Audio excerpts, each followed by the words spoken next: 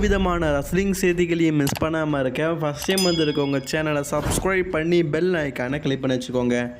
Show ஆரம்பித்த உடனே பார்த்தீங்கன்னா ட்ரூ மேக்கின்டையர் தான் இன்னைக்கு ஷோவை பேசுறதுக்காக வராரு. ரிங்குக்குள்ள வந்த உடனே சொல்கிறாரு, இப்போதைக்கு நான் இந்த இடத்துல சிஎம் பங்கை பற்றி பேசலாம். சிஎம் பங்க் என்ன பண்ணா அப்படிங்கிறது உங்களுக்கு தெரியுமே. போன வாரம் நான் இந்த இடத்துல வரும்போது சரியாக அவன் கார் எடுத்துகிட்டு வரான். இது என்னது கோஇன்சிடெண்ட்டாக இல்லாட்டா அவன் சொல்லி வச்சு நடத்துகிறானா? அதுக்கு முந்தின வாரம் நான் இங்கே ரிங்கில் நிற்கிறேன், அவன் மேலே ஏறி நிற்கிறான். என்னை பார்த்தாலே சிஎம் பங்க் பயந்து ஓடுறான். கேட்டால் நான் பயந்து ஓடுறேன்னு சொல்கிறான். இதை நான் எங்கிட்டு போய் சொல்ல? இது எல்லாமே சிஎம் பாங்கோடைய தப்பு தான். சிஎம் பாங் கண்டிப்பாக ஒரு நாள் நான் அவன் பல்ல உடைப்பேன். அப்போது நீ எந்த இடத்துலையும் ஓடி போக முடியாது.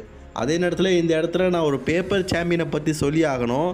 கோலத்தனமாக மனித பாங்க என்கிட்ட ஹெவிவெயிட் சாம்பியன்ஷிப்பை கேட்சிங் பண்ணானே.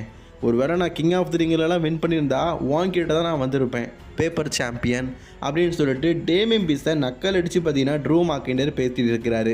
பேப்பர் சாம்பியன் அப்படின்னு சொன்னதுனால கோவம் அடைஞ்ச டேமியன் பீஸ் பார்த்தீங்கன்னா அந்த இடத்துக்கு வராரு. ட்ரூ மேக்கின்டையர் டேமியன் பீஸை சொல்கிறாரு, நீ உண்மையிலேயே ஒரு கோலை தான். ஏன்னா நீ ஏன் கிட்ட மனித பேங்கை கேஷிங் பண்ணி சாம்பியன் ஆன. நான் வேர்ல்டு சாம்பியன்ஷிப்பை எவ்வளோ கஷ்டப்பட்டு வின் பண்ணேன். பட் ஆனால் நீ சீட் பண்ணி மாதிரி தான். இது ஒன்றும் பெரிய வெற்றிலாம் கிடையாது. டேமியன் பீஸ் சொல்கிறாரு, நான் பார்த்துக்கிட்டு நான் இந்த மனித பேங்கை சித்ரோன்ஸ் கிட்ட தான் கேஷிங் பண்ணலான்னு இருந்தேன். ஆனால் சித்ரோன்ஸ் கிட்ட கேஷிங் பண்ணாமல் தடுத்து நிறுத்ததே நீ தான். கடைசியில் அது உனக்கே வினையாச்சு பற்றியா? ஏன்னா உன்கிட்டே கடைசியில் மனித பேங்கை கேஷிங் பண்ணுற மாதிரி ஆகிட்டு. இது எல்லாமே விதியாவது மதியாவது. ஏண்டா நான் கஷ்டப்பட்டு சாம்பியன்ஷிப்பை வின் பண்ணுவேன், என்கிட்ட சாம்பியன்ஷிப்பை கேட்சிங் பண்ணுறது விதியா? நீ ஒன்று புரிஞ்சுக்கோ டேமியன், நீ ஒரு பேப்பர் சாம்பியன் தான். என்னது நான் ஒரு பேப்பர் சாம்பியனா?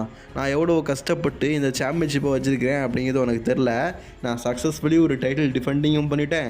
ரெஸ்ல்மனியாவில் உன் கிட்டே இருந்து உன் மெயின் ஈவெண்ட் கனவையும் சரி உன் சாம்பியன்ஷிப்பையும் சரி நான் பிடிங்கிருக்கிறேன் அப்படிங்கிற மாதிரி டேமியன் பீஸ் பேசிகிட்டு இருக்காரு.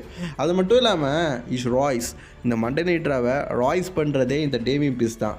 இப்போ நான் தான் வேர்ல்டு சாம்பியன், என்கிட்ட நீ கொஞ்சம் பார்த்து தான் பேசணும். அது மட்டும் இல்லாமல் உன் கை எல்போ உடஞ்சிருக்குன்னு நான் கேள்விப்பட்டேன். சிஎம் பாங்குக்கும் உடஞ்சிருக்குது.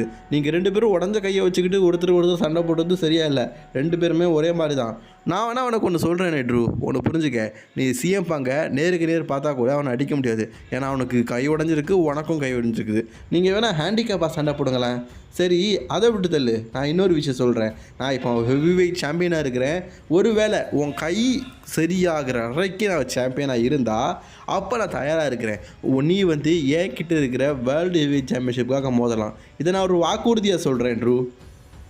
நான் ஒருவேளை உன்னுடைய எல்போ கை சரியாகிற வரைக்கும் சாம்பியனாக இருந்தால் நீ என்கிட்ட இருக்கிற ஹெவி வெயிட் சாம்பியன்ஷிப்பாக மோதலாம். இப்போவே அதற்கான வாய்ப்பை நான் தரேன். எப்போ வேணாலும் கேளு, ஹெவி வெயிட் சாம்பியன்ஷிப்பாக மோதிக்கலாம் அப்படிங்கிற மாதிரி டேமியன் பீஸ் பேசிட்டு போயிருக்கிறாரு.